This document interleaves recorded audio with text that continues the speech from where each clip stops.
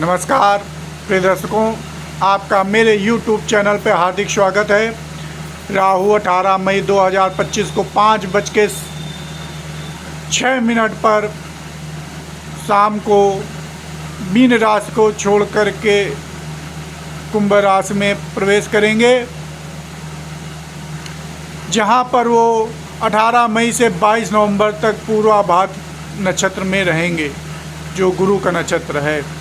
तत्पश्चात गुरु 23 नवंबर से 24 फरवरी तक सतविखा नक्षत्र में रहेंगे और 24 फरवरी से 2 दिसंबर तक वो फिर पूर्वाभाद्र पथ में आ जाएंगे और फिर 2 दिसंबर से वर्षांत तक वो राहु के नक्षत्र सतविखा में रहेंगे।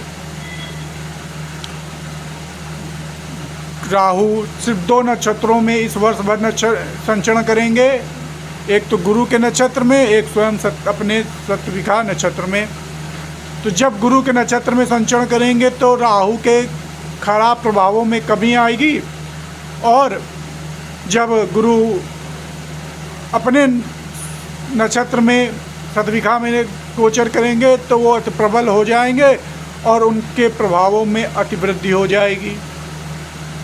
18 मई से 22 नवंबर तक गुरु के नक्षत्र में रहने से, गुरु के सानिध्य में रहने से राहु के जो फल हैं वो अत्यधिक अनिष्टकारी नहीं रहेंगे। अनिष्टकारी तो रहेंगे लेकिन अत्यधिक नहीं रहेंगे। आइए जानते हैं कि मीन राशि के जातकों के लिए राहु क्या परिणाम देने वाले हैं, क्या फल देने वाले हैं। मीन राशि के जातकों पर 7.5 का दूसरा चरण प्रारंभ हो चुका है। शनि महाराज आपके लग्न में, आपके राशि में ही संचरण कर रहे हैं और राहु भगवान वैभव में आ गए हैं। अर्थात यह काल अत्यधिक आपके लिए अनिष्टकारक है, शारीरिक, आर्थिक, मानसिक, हर प्रकार से। मीन राशि के जातकों को भगवान की शरण पकड़ लेना चाहिए पूर्णतया, क्योंकि ईश्वर ही आपको इन अत्यधिक खराब प्रभावों से बचा सकते हैं। 7.5 का दूसरा चरण अर्थात मानसिक पीड़ा और साथ में राहु का वैभव में आना, अर्थात राहु को कहा जाता है कि वह शनिवत फल देते हैं और राहु शनि के ही घर में आ रहे हैं और शनि आपके लग्न में है। तो राहु यहाँ पर आपको शारीरिक, आर्थिक और मानसिक दोनों कष्ट देने आ रहे हैं। राहु के वैभव में होने से आपके खर्च जो हैं वो अत्यधिक बढ़ने वाले हैं।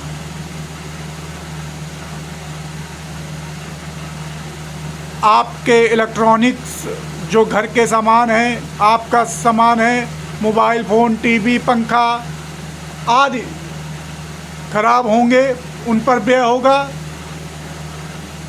और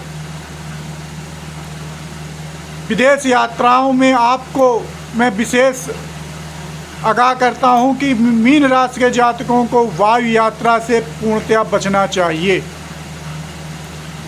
वायु दुर्घटना के प्रबल संभावनाएं हैं।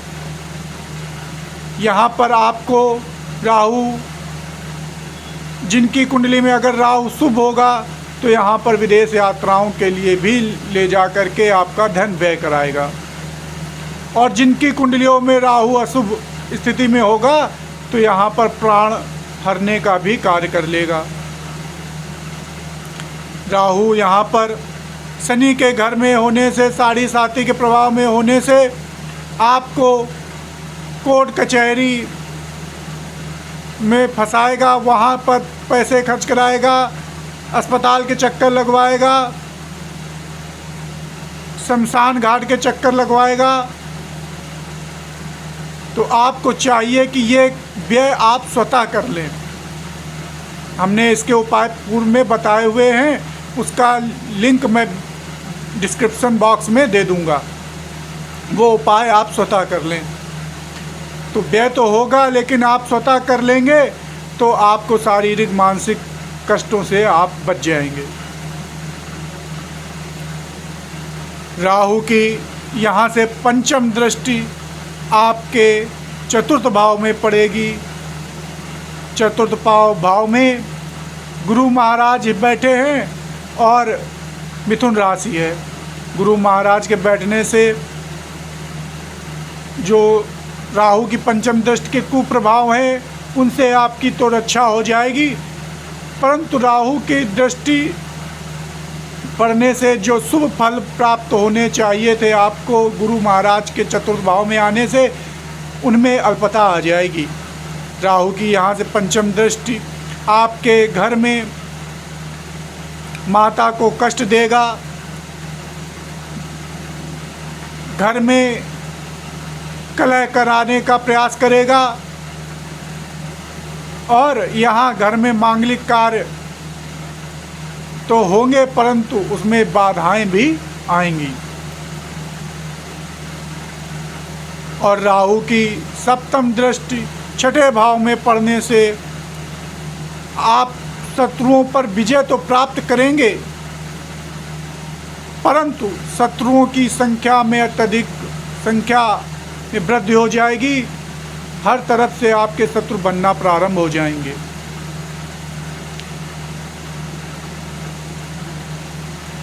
शत्रुहंता का प्रबल योग तो बन रहा है, परंतु आपके मामा को कष्ट, अगर आप कहीं ऋण लेना चाह रहे थे तो ऋण लेने में दिक्कत आएगी।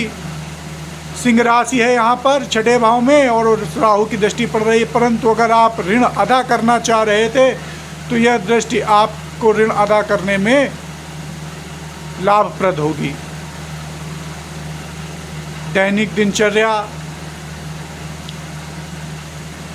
अस्त व्यस्त हो जाएगी। दैनिक कार्य करने वालों के जो रोजी रोटी है दैनिक, उनमें संकट की स्थिति उत्पन्न हो जाएगी। राहु की नवम दृष्टि अष्टम भाव में पड़ने से होगा यह कि आपको अतीन्द्रिय ऊर्जाओं का अनुभव होगा। तंत्र मंत्र टोना टुटका नज़र के आप पीड़ित हो सकते हैं।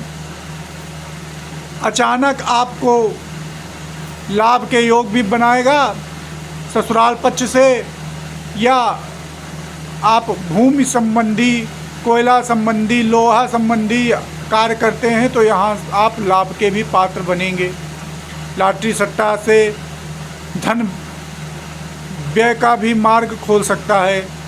अचानक आप लॉटरी सट्टा खेल करके अपना व्यय धन नष्ट कर सकते हैं, चूँकि व्यय भाव में जा रहे हैं। अगर आप कोई विदेश संबंधी व्यापार कर लें जो राहु से रिलेटेड हो, इलेक्ट्रॉनिक्स चीज़ों का, तो वो आपको लाभप्रद कर देगा।